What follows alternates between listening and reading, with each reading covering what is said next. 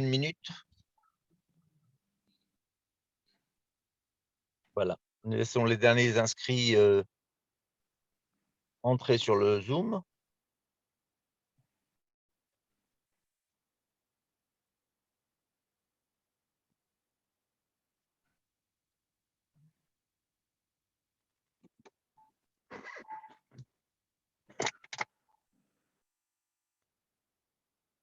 Vous m'entendez? Ken. Oui. Parfait. Voilà. Les dernières personnes sont admises dans le Zoom.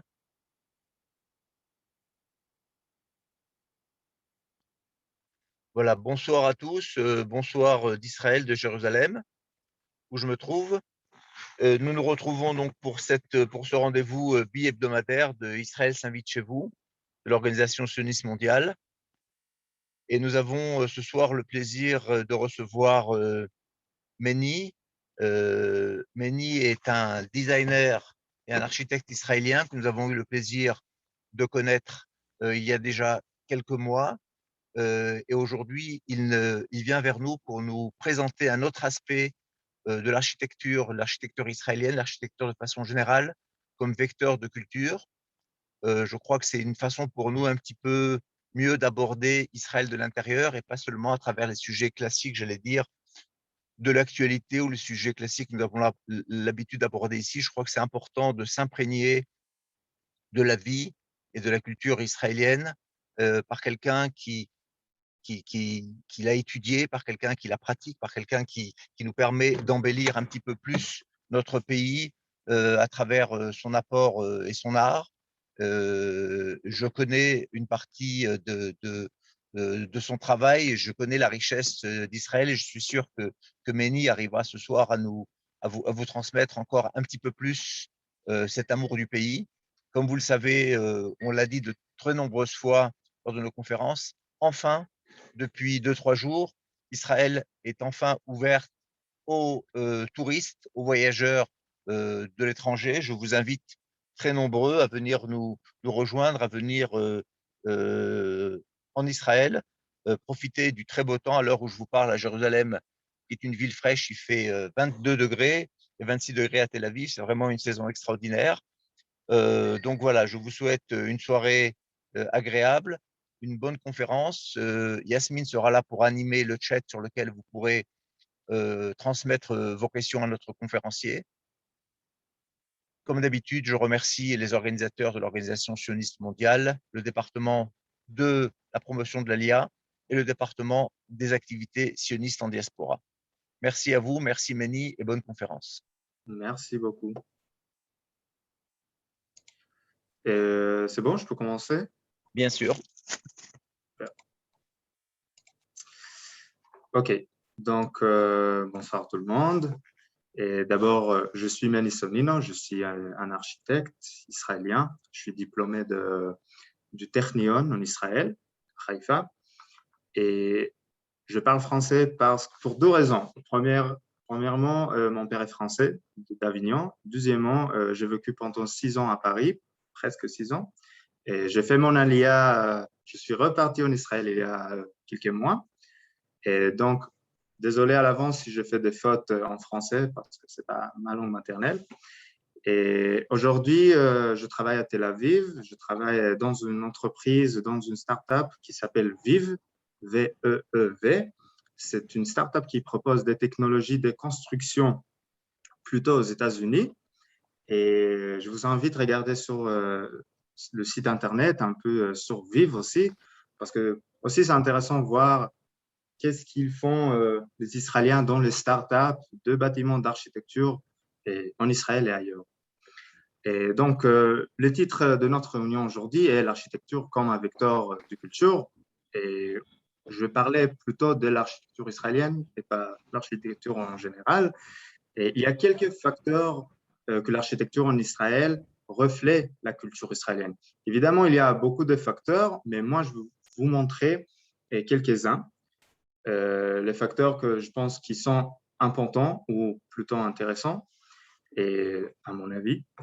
Et pour voir ici le campus chassidique à Hatzor, aussi, je pense que aussi ça reflète un peu l'architecture israélienne. Et alors, comme je dis, je vais vous montrer, je vais expliquer un peu les définitions d'architecture en général, l'architecture israélienne et la culture israélienne. On va voir comment ça mélange entre les trois. Donc, on peut voir ici une esquisse magnifique d'architecte David Reznik qui a créé un campus pour un groupe chassidi qui s'appelle Chassidei Gour à Jérusalem. Et aussi, de notre côté, je pense que c'est intéressant de voir un architecte européen laïque qui construit pour un groupe chassidique, pour un groupe très, très religieux. Si vous connaissez Chassidei Gour, c'est un peu extrême. Et je trouve ça aussi intéressant. Donc, je vais commencer avec première chose, c'est la terre d'Israël qui influence évidemment l'architecture en Israël et on va dire la géographie physique ou la géographie naturelle en Israël. Et dans ce petit terrain d'Israël, on peut trouver plusieurs zones géographiques. Chaque zone a son air et sa nature différente. Par exemple, si vous étiez en Israël, vous savez, à Tel Aviv, on a de la plage, la chaleur, un style de vacances un peu. Et dans le nord, on a le plateau du Golan, la Galilée et la mer Morte aussi, et qui a son air particulier. Le Negev, le désert, Jérusalem. Donc, même, on peut classifier même plusieurs familles de climats en Israël. Et c'est pas que ça. En fait, ça nous aide, ça a aidé planifier Israël au début. N'oubliez pas, quand Israël a été construit, 48, Israël était presque vide. Et il y avait un architecte, Ariel Sharon, qui a créé son projet. Je vous parlais tout de suite de son projet. Mais ce qu'il a fait, il a planifié les zones en Israël selon la géographie d'Israël.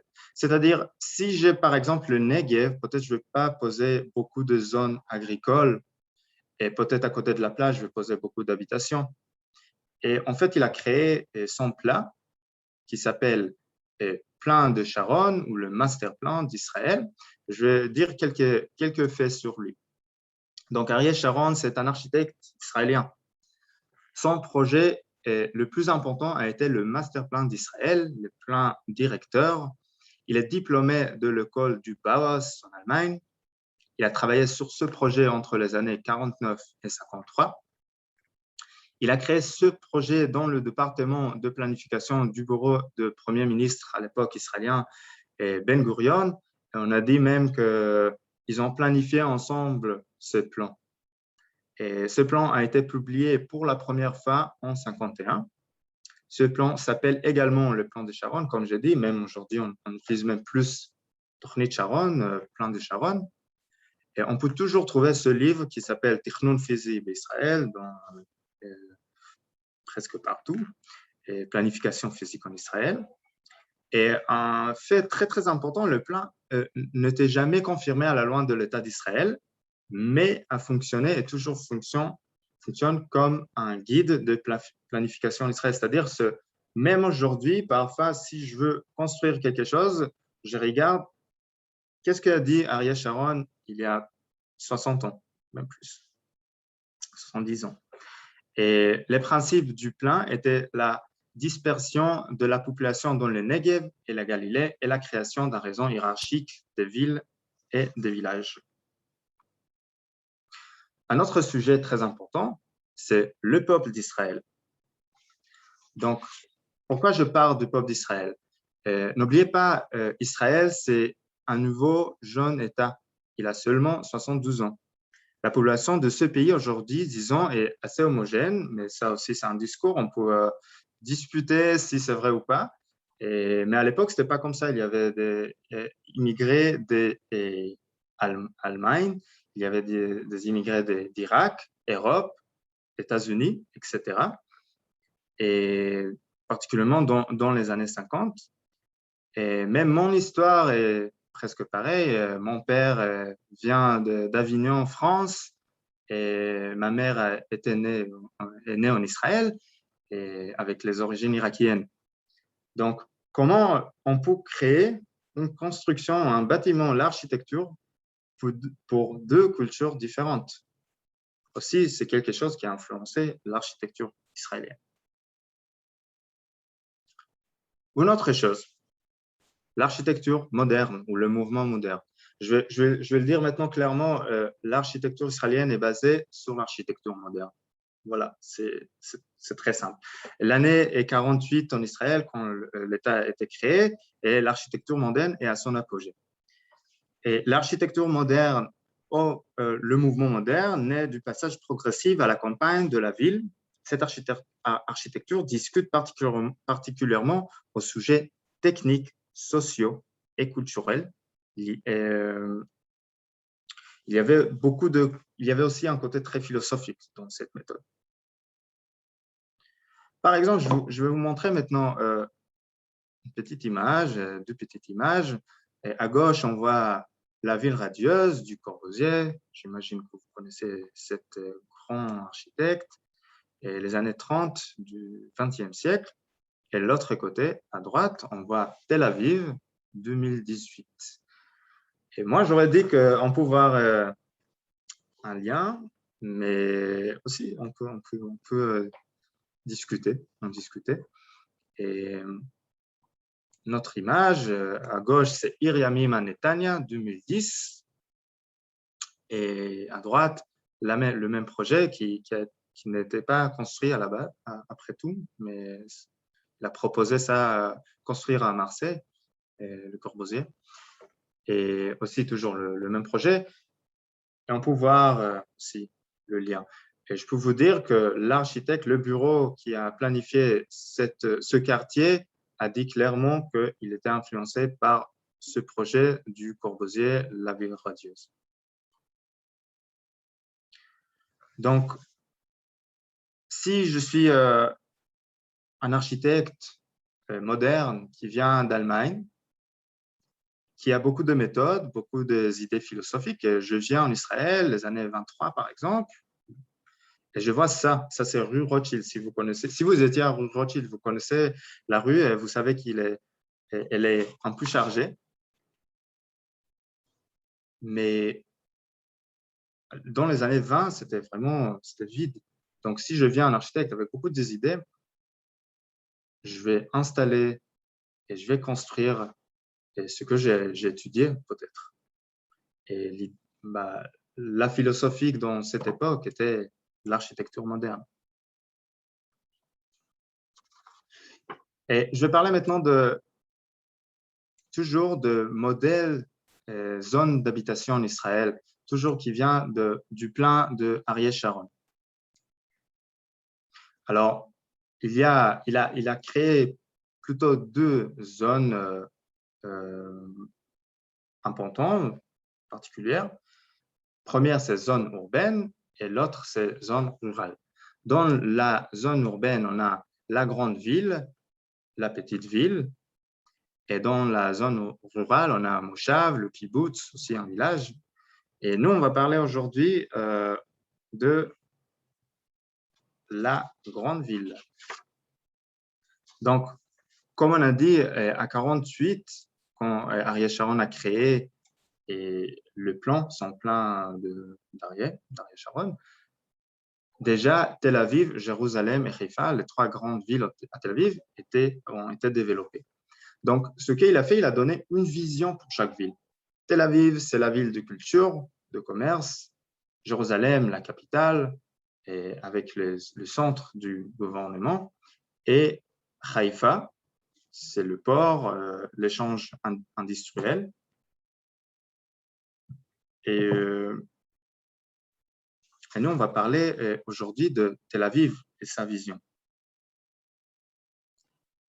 Alors, comme on a dit, l'année 48, déjà, Tel Aviv a été développée, donc on va remonter et le temps, on arrive à 27 à Tel Aviv. Toujours, ça m'amuse toujours regarder les rues à Tel Aviv dans ces années. 27 rue Bougrachov. très vite. Et très vite, pardon. Et à l'époque, c'était un petit village Tel Aviv a été construit, si vous ne savez pas, à 1909 comme un petit village. Et entre les années 27 et 29, l'urbaniste et sociologue écossais Patrick Geddes a planifié la ville Tel Aviv. Ces plans s'appellent aussi plans de Geddes. En gros, l'idée était de réaliser la vision Tel Aviv, une ville moderne. Alors, Geddes vraiment planifié l'esprit et l'air comme on connaît aujourd'hui de Tel Aviv. Et dans ce point, j'aimerais bien remarquer que Tel Aviv, c'est une vraie ville moderne. On aime dire que Tel Aviv, c'est moderne parce que les gens sont ouverts, parce qu'il y a beaucoup d'art, parce qu'il y a beaucoup de restaurants, parce qu'il y a des bâtiments modernes.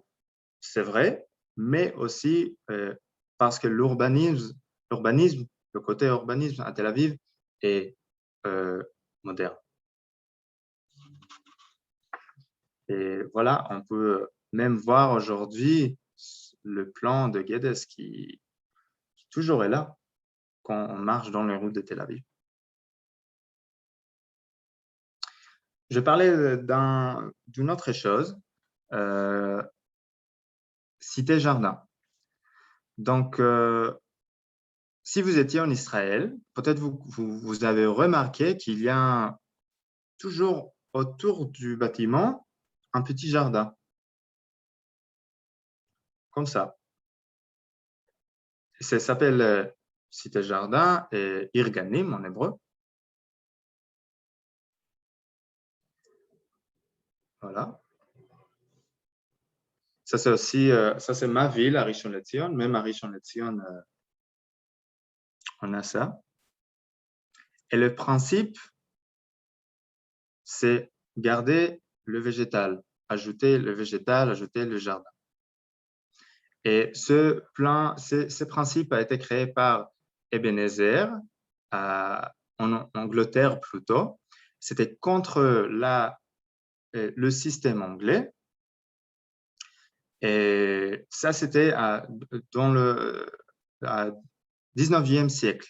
Donc, si on voit maintenant ce qu'il a fait, ce qu'on voit à Bruxelles, par exemple, le cité-jardin, on voit que rien à voir avec Israël. Alors, nous, les Israéliens, on a pris cette idée, on a ajouté pour notre style, on a créé quelque chose de nouveau qui marche bien avec le style moderne. Et on va voir plus tout de suite. Alors, même Geddes a pris cette idée et ajouté les végétales entre le bâtiment. On peut voir tout le vert foncé, c'est les végétales en fait.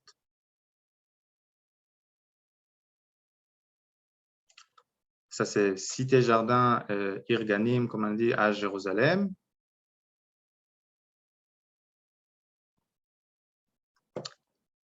Irganim à Ramat Gan.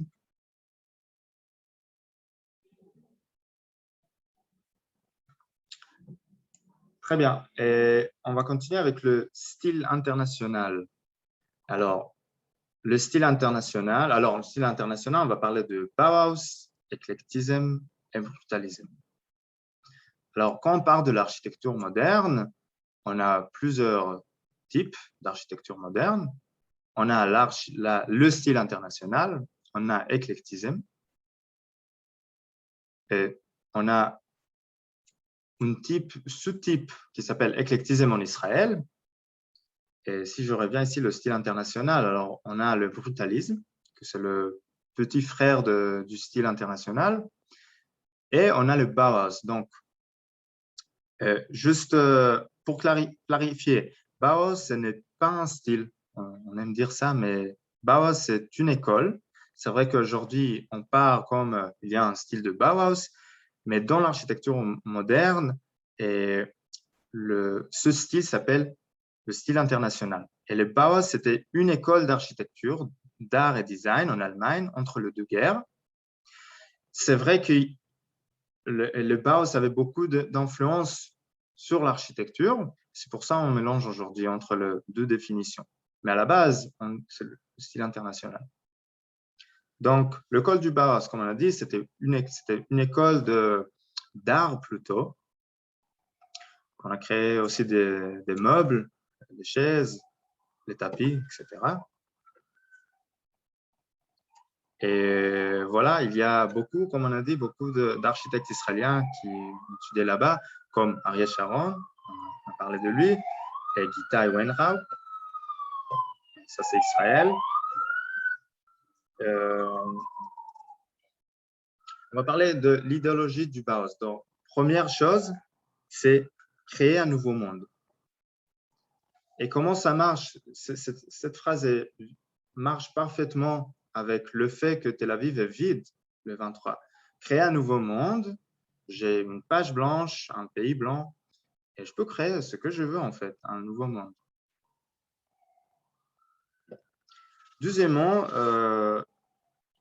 l'idéologie du Bauhaus, c'est form follows function, la forme suit la fonction. C'est-à-dire quoi exactement? C'est-à-dire que je crée d'abord la fonction qui est plus importante que la forme, et après, selon la fonction, je crée la forme. Par exemple, ici, j'ai les escaliers. Donc, je veux les escaliers comme ça, celui-là, et après, je vais créer la forme. La forme, en fait, est moins importante que la fonction.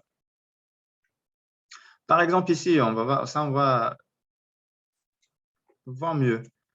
Quelle est la fonction de la colonne? À gauche, voilà, c'est une colonne d'architecture gothique, par exemple.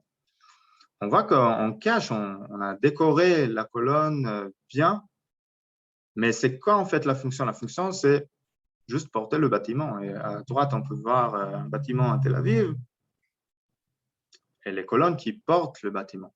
Donc, je ne veux pas décorer nécessairement les colonnes parce que ce n'est pas la fonction. La fonction, ce n'est pas la décoration, c'est plutôt soutenir le bâtiment, porter le bâtiment. Aussi, une autre chose d'Israël, c'est n'oubliez pas que dans les années 50 en Israël était un pays assez pauvre. Et donc, ce style, les principes du Bauhaus, que je dois créer des fonctions et pas des formes, et pas des décors, et pas des beaux choses, des belles choses. Et avec la situation en Israël, nous a donné un style particulier en Israël. Et je vous parlais maintenant des principes du design. On a parlé de l'idéologie, la philosophie. Maintenant, on va parler des principes du design. Alors, premièrement, on a dit la forme suit la fonction. Par exemple, ici, on voit un bâtiment pas hyper beau, HLM, on peut dire, shikunim en hébreu, habitation à Beersheva. Quelle est la fonction? Pourquoi on a créé ça? C'est quoi la fonction? La fonction est construire des maisons, une maison, pour les immigrés qui arrivent bientôt, qui arrivent dans un mois d'Irak. On n'a pas les bâtiments en Israël, donc on doit construire. Ça a bien marché avec l'idée de form follows function. La forme suit la fonction. Deuxième chose de principe de design, premier étage est ouvert. Et l'idée, c'est que la terre est pour tous. Ça, c'était une idéologie aussi. Et si vous allez voir aussi à Tel Aviv, aussi en Allemagne par exemple, beaucoup de fois, le premier étage est ouvert, on peut passer dessous le bâtiment. Selon cette idée de premier étage est ouvert. Et juste un petit point, si il y a un premier étage qui est ouvert, on a pris déjà le cité jardin, on a reçu quelque chose, toujours un style, pour dire quelque chose de nouveau en Israël. Et le jardin qui entre dans le premier étage, c'est ça ce qu'on reçoit, ça c'est une invitation à Kiryat Ono, qui est très très connu. Et un autre principe de design, c'est toit plat. Et toujours, il ne neige pas en Israël, donc on n'a pas besoin des toits comme en Europe. Mais comme on a dit, il y a une fonction. Alors, c'est quoi la fonction? Alors, le doude chauffe au solaire, par exemple, ou le balcon. On utilise les toits. Ce n'est pas juste pour la déco. On va utiliser, ça va fonctionner. Et un autre point important, c'est volume des formes composées. C'est simple, c'est-à-dire sans beaucoup de formes particulières comme Art déco, qu'on connaît d'Europe, de France, des formes très simples, cubes, balles, etc. Donc, quelle est la fonction ici, par exemple? Une chambre, un couloir, ça c'est la fonction. Donc,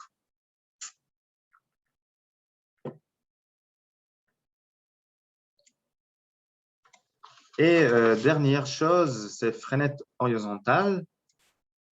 Et l'idée, la fonction est d'avoir l'air, beaucoup de lumière. Ça, c'est l'idée. On peut voir un autre exemple ici. Maintenant, je vais parler de l'éclectisme en Israël.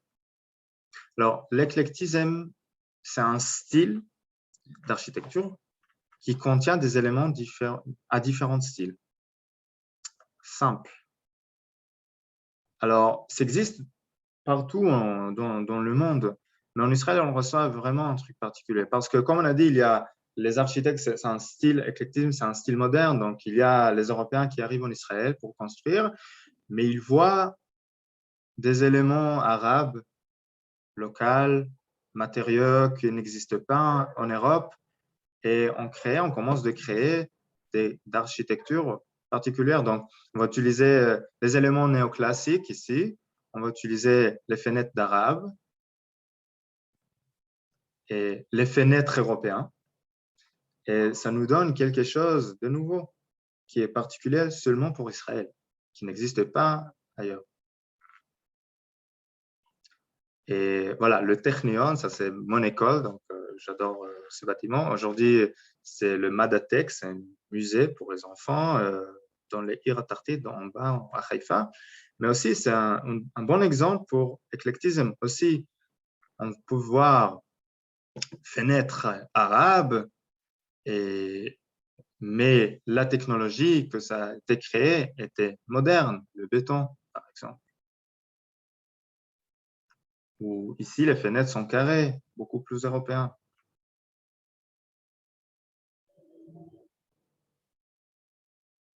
Voilà. Et je parlais maintenant de brutalisme en Israël. Et ça, c'est, si vous connaissez Hôtel de Ville à Tel Aviv, et brutalisme, c'est le petit frère de l'architecture internationale. Et un style qui connaît une grande popularité entre les années 50 et 70. Le terme brutalisme vient du français brut, le béton brut, et les termes employés par Le Corbusier. Donc, on peut comprendre que c'est le petit frère du style international. Et l'idée, c'est cacher pas les choses. Et ça marche bien avec ce qu'on a dit tout à l'heure. C'est-à-dire, si j'ai besoin, si je veux construire un immeuble, et j'utilise le béton, donc je ne vais pas cacher le béton parce que c'est peu importe. Parce que la fonction est d'avoir un bâtiment. Ou l'idée, c'est d'avoir un bâtiment. Ça, c'est Hôtel Hilton à Tel Aviv. Aussi, ça existe beaucoup, brutalisme en Israël. Aussi, il y a beaucoup d'idées philosophiques derrière, mais je vais présenter plutôt le style aujourd'hui. Ça, c'est Beit El-Al aussi.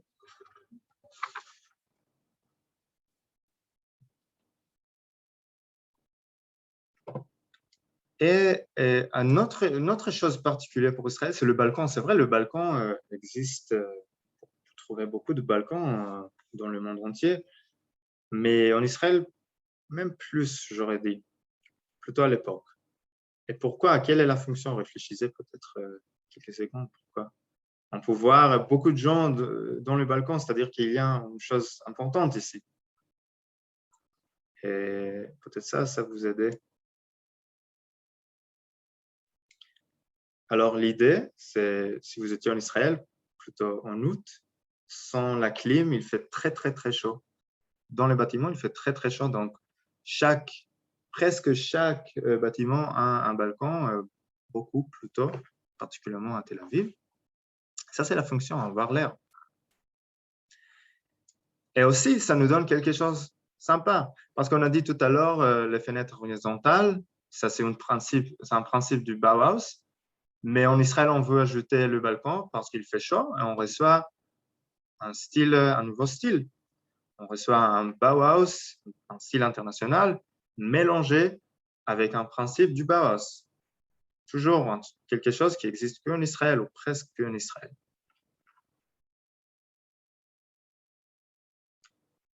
Et voilà, ça c'est un autre exemple.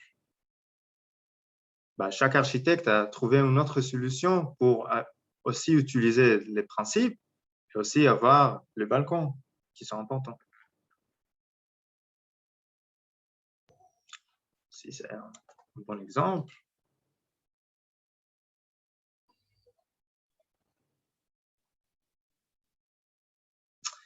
Et juste quelque chose de sympa, c'est qu'en Israël, beaucoup de fois, on utilise les balcons pour d'autres fonctions. C'est-à-dire qu'on peut voir même dans notre génération l'idée d'avoir utilisé et pas juste avoir une décoration et présent.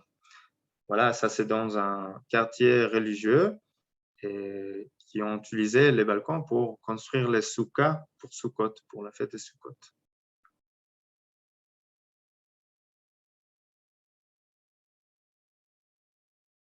Autre image.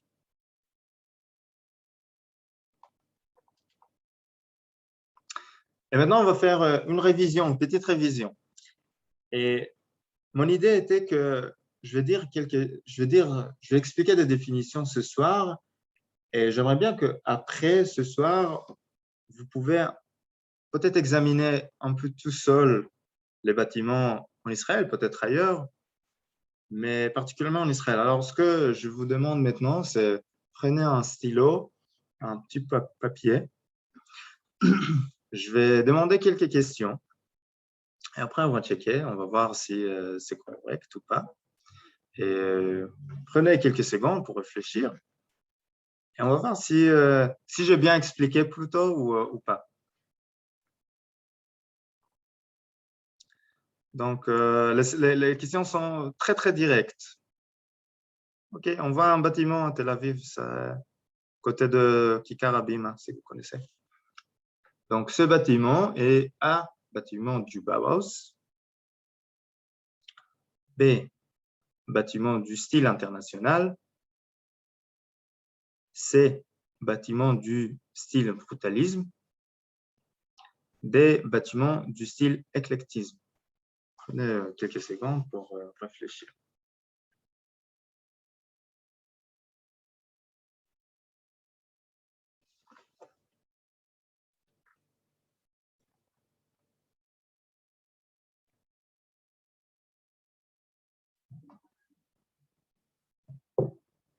Très bien. Deuxième question. Ces bâtiments est bâtiment du style brutalisme, bâtiment du style éclectisme, bâtiment du style moderne, B et C sont corrects.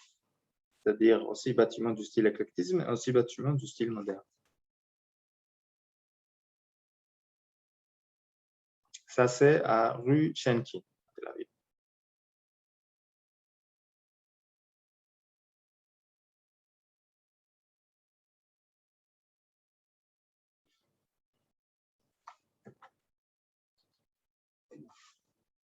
OK.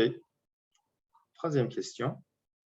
Ces bâtiments est bâtiment du style brutalisme, bâtiment du style international, bâtiment du style moderne, A, B et C sont corrects.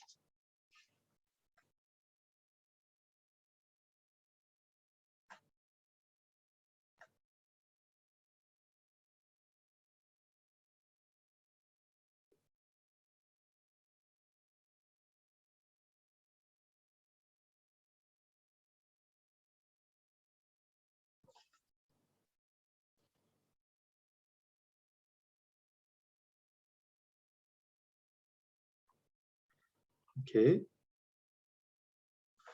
Les bâtiments en Israël ne sont pas trop décorés car les Israéliens n'ont pas de goût.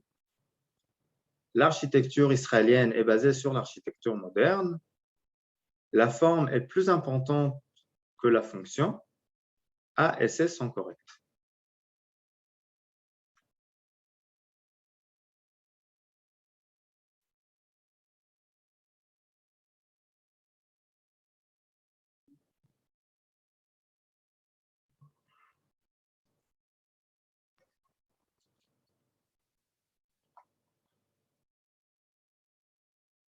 Et dernière question. Et en Israël, il y a beaucoup d'immeubles d'habitation HLM en France, chez Kounim, en Israël, car il y avait à l'époque beaucoup d'immigrés sans habitation. C'est beau, B, c'est beau. C, Israël a été pauvre. Et D, B et C sont corrects.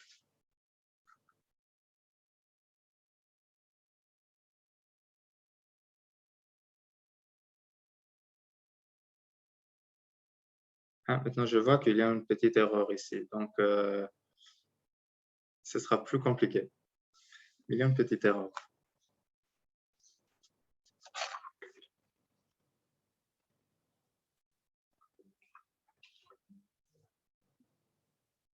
OK, on va checker si c'est 20 sur 20 ou pas. Donc, première question, ce bâtiment est bâtiment du Bauhaus? Non, parce qu'on a dit que Bauhaus, c'est une école, ce n'est pas un style. Donc, c'est un bâtiment du style international. On a dit, et dans ce style, il y avait une école qui a fait beaucoup de style international. Il avait, on peut dire son style, mais ce n'est pas un style, ce n'est pas un vrai style. Bauhaus, c'est une école.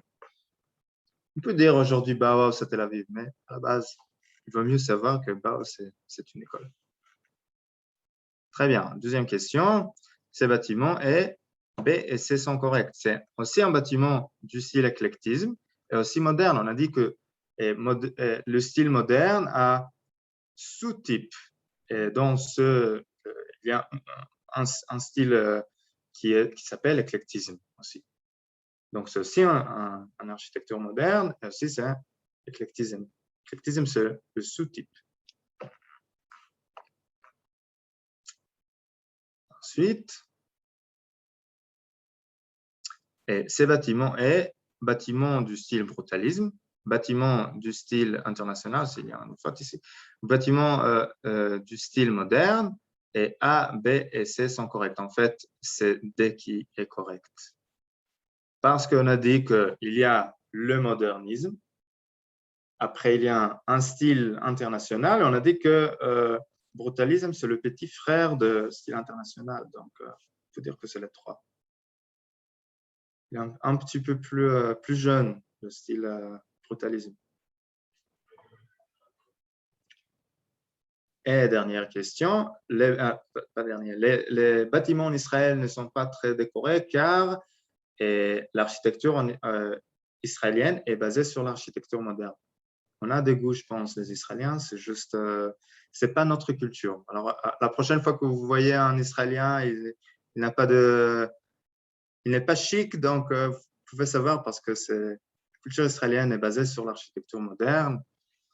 C'est plutôt ça beaucoup de fois, je pense, à mon avis. Et ça, évidemment, c'est l'inverse. La forme est plus importante que la fonction, c'est exactement l'inverse. La fonction est plus importante que la forme. Et dernière question, il y avait beaucoup, alors j'ai fait une faute ici, il faut écrire A et C sont corrects. Alors, il y avait à l'époque beaucoup d'immigrés sans habitation, et pour ça, on devait construire beaucoup d'habitations en Israël, les shikunim, les HLM. Et c'est aussi, Israël a été pauvre. Ce n'est pas parce qu'on pense que c'est beau ou c'est cool ou d'autres raisons, parce que ça, c'est la base d'Israël, ça, c'est la base d'architecture israélienne. Israël était pauvre, il y a des immigrés, on va construire les immeubles. C'est quoi le chemin le plus court? C'est quoi la façon le plus... C'est quoi la fonction? Et c'est ça. Et à la fin, je vais vous montrer une petite vidéo qui est en hébreu. Je suis désolé, ce n'est pas sous-titré, mais c'est juste pour voir les images qui bougent un petit peu, et pas que les photos. C'est plutôt ça, c'est une petite vidéo. כשבאתי הנה לפני 6 שנים לא היה כאן כלום, רק שממה והמעברה הזאת. כאן אנחנו ממש רואים איך ממציאים על הנייר, איך מדמיינים מדינה, ומהר מאוד מיד אחר כך גם בונים אותה.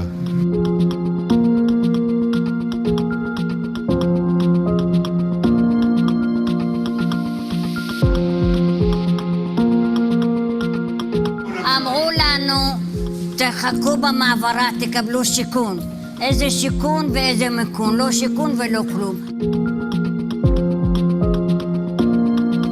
ולייצר פני שטח חדשים, ארשת חדשה, טיפוסיות חדשה, ישראלית, ממלכתית, שונה בתכלית מזו של היישוב הארץ-ישראלי.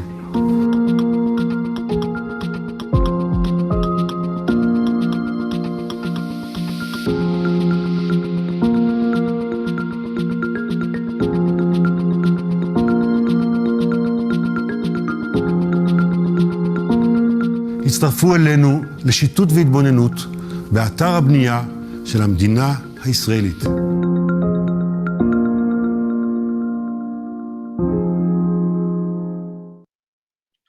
כשבאתי... Merci beaucoup. Et je vous invite à m'envoyer des questions si vous avez par mail ou des idées ou je sais pas, des commentaires, comme vous voulez. Et ça, c'est mon mail.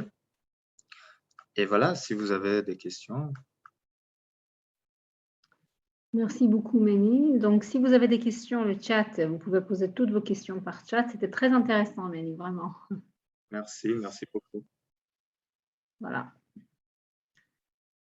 Est-ce qu'il y a un point en particulier que tu souhaites voilà, il y a Toda Rabba. Voilà. Moi, je ne vois pas, je pense que c'était très clair que bon, il n'y a pas de... Voilà, encore un grand merci pour votre exposé très intéressant. Merci beaucoup. Et bon, il y a toutes les réponses aux questions. Attends, je regarde.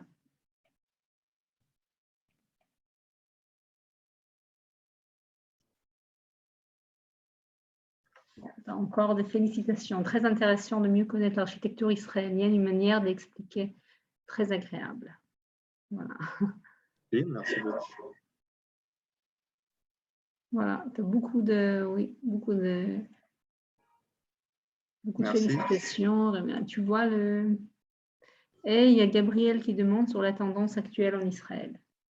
Les quoi? La tendance actuelle en Israël. C'est déjà un autre discours, je pense. Peut-être il faut faire une conférence que pour ça. Mais je voulais vraiment vous montrer la base de l'architecture israélienne. Okay. Et Yves qui demande, le style électrique est-il de style éclectisme? Si j'ai bien... Éclectisme? Oui. C'est quoi la question exactement? Est-ce que c'est le même style, je crois, c'est ça? Non, moi, je ne connais pas le style éclectique. Comment c'est? Tu as dit? Électrique. Électrique. Moi, je ne connais pas ce style en architecture, mais peut-être. Ça, je ne connais pas, désolé.